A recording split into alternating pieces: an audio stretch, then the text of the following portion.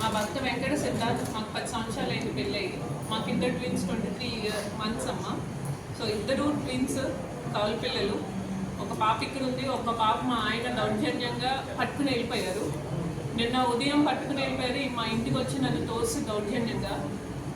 నేను పోయిన నెల 17వ తారీఖున ఎంపీపీ పోలీస్ స్టేషన్లో ఎస్ఐ భవ్య గారు అండ్ సిఏ ప్రసాద్ గారు అండర్లో నా కేసు నమోదు చేశారు.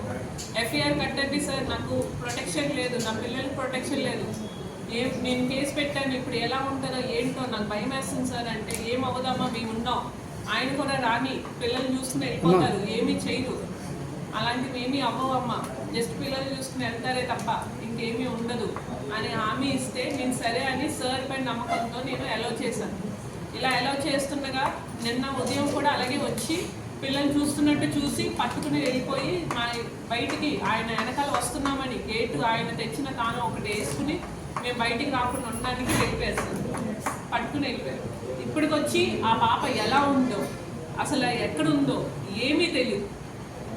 మా ఆయన్ని పిలిపించి అడిగితే నా కూతుర్ని నేను ఏమన్నా చేసుకుంటాను, మీరు ఏమన్నా చేసుకోండి అన్నట్టు ఉన్నప్పుడు పోలీసులకే అలా మాట్లాడుతున్నారా లేకపోతే వాళ్ళు పోలీసులు కలిసి అలా మాట్లాడిస్తున్నారో నాకు అర్థం కావట్లేదు. ఇదే 4 రోజుల ముందే ఎఫ్ఐఆర్ కనుక కట్టుంటే నేను ఇప్పుడు మీ ముందు ఇలా మాట్లాడేదానే కాదు. అసలు ఏం జరుగుతుందో నాకు తెలియాల్సిందే, నా బిడ్డ నాకు కావాల్సిందే. ఎందుకంటే ఇప్పుడు వీళ్ళిద్దరు ట్విన్స్, ఇది ఫిజికల్గా కాకపోయినా మెంటల్గా ఇది ఇబ్బంది పడుతుంది, అది ఇబ్బంది పడుతుంది. అక్కడ ఇంకా తల్లి కూడా లేదు, ఇక్కడ ఏదో మీరు తల్లి ఉన్నారు. అది ఇప్పుడు ఎలాంటి సిచ్యువేషన్లో ఉంది, నన్నే కొట్టి మమ్మల్ని ఇలా చేసినప్పుడు వాడిని ఎలా నమ్ముతాం మేము? కనీసం ఎవరు ఉండరు, ఎక్కడ ఏ గల్లో పెట్టేశారో ఏంటో కూడా తెలియదు, కనీసం ఇప్పుడు కూడా అది ఎలా ఉందో కూడా తెలియట్లేదు. ఇలాంటిది కూడా పోలీసులు తల్లి దగ్గరే కదా ఉండాలి, 5 ఏళ్ళు లోపు కదా, తర్వాత ఏమన్నా మీరు కోర్టులో చూసుకోండి అని చెప్పి నాకు నా బిడ్డని నాకు అప్పగించాల్సింది పోయి ఇప్పటికీ ఎలాంటిది 24 hours అయింది కానీ నా బిడ్డని నాకైతే ఇవ్వలేదు సార్.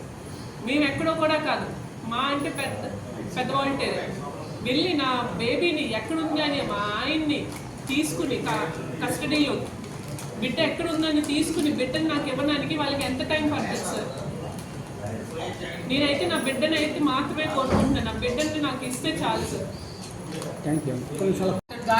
డాక్టర్ గాయత్రి యొక్క కవల పిల్లల్లోని ఒక బిడ్డని బలవంతంగా ఆమె భర్త ఆమె షెల్టర్లో ఉన్నప్పుడు, ఆమె ఆధీనంలో ఉన్నప్పుడు ఆ ఇంటి మీద దాడి చేసి వాళ్ళని గాయపరిచి ఆ బిడ్డని ట్విన్స్ బేబీస్ వాళ్ళు దాదాపు 2 సంవత్సరాలు ఉండిన పసిపిల్లలు, చంటి బిడ్డలు, ఆ చంటి బిడ్డల్లో నుంచి ఒక బిడ్డని వేరు చేసి బలవంతంగా లాక్కొని వెళ్ళిపోయిన చర్య మీద కఠినమైన చర్యలు తీసుకోవాలని చెప్పేసి ప్రతిశీల మహిళా సంఘం డిమాండ్ చేస్తుంది. ఆ బిడ్డని వెంటనే తల్లికి అప్పగించాలని చెప్పేసి మేము కోరుతున్నాము. అదేవిధంగా Hindu minority and guardianship act ఏదైతే ఉందో ఈ గార్డియన్షిప్ యాక్ట్ ప్రకారం కూడా స్పష్టంగా 5 సంవత్సరాలు నిండే వరకు న్యాచురల్ గార్డియన్ అయినా తల్లి దగ్గర బిడ్డలు ఉండాల్సిన అవసరం ఉంది. అయినప్పటికీ కూడా ఈరోజు ఆ బిడ్డల్ని తన ఆధీనంలో కావాలి, తన యొక్క గార్డియన్షిప్లో కూడా కావాలని కనుక తండ్రి అనుకుంటే అది కోర్టులో ప్రవేశపెట్టుకొని కోర్టు అనుమతి తీసుకొని ఉండాల్సి ఉండగా ఈ విషయం పోలీసు వారు చెప్పాల్సింది. ఆ విధంగా బిడ్డని కావాలని కోరుకున్నప్పుడు ఆమె అత్యంత వేధింపుల మీద ఫిర్యాదు ఇస్తే దాని మీద ఎటువంటి కుటుంబ వేధింపుల మీద కుటుంబ హింస నిరోధక చట్టం ప్రకారము ఎటువంటి కేసు నమోదు చేయలేదు. 1 రోజులుగా ఆమె ఎంపీపీ పోలీస్ స్టేషన్లో తిరుగుతూనే ఉంది.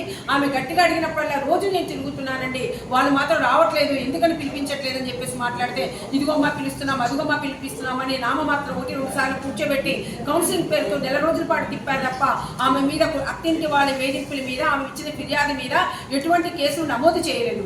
నమోదు చేయకపోగా తిరిగి ఆ బేబీస్ని చూసుకోవడానికి మీ ఆయన అనుమతించమ్మా మీ పుట్టింటికి అని చెప్పి వాళ్ళు చెప్పారు. వద్దండి మా ఆయన రావద్దు మా పుట్టింటికి అని చెప్పేసి అంటే మేము ఉన్నాం కదమ్మా బిడ్డలు చూసుకొని వెళ్ళిపోతారు అని చెప్పేసి ఆమె ఒప్పించారు. ఆమె అదే అడలుగా చూసుకుని అతను ఆమె పుట్టింట్లోకి చొరబడి ఆ ఆధీనంలో ఉన్న బిడ్డల్ని ఆ విధంగా లాక్కొని వెళ్ళిపోయాడు.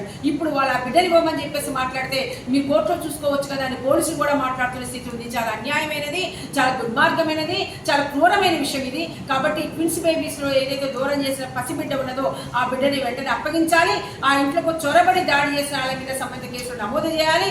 అదేవిధంగా గతం నుంచి ఆమె ఏదైతే కోర్టుల చుట్టూ తిరుగుతుందో కుటుంబ హింస మీద ఆ కేసులు నమోదు చేయాలి. అవన్నీ నమోదు చేసే వరకు కూడా ఆమె ఏదైతే నిలబడిందో ఆమె చేస్తున్న ఈ న్యాయమైన పోరాటానికి ప్రతిశీల మహిళా సంఘం కూడా అండగా ఉంటుందని చెప్పేసి మేము కూడా మద్దతునిస్తూ ఆ పోరాటానికి కూడా చివరికట్ట నిలబడతామని తెలియజేస్తున్నాం.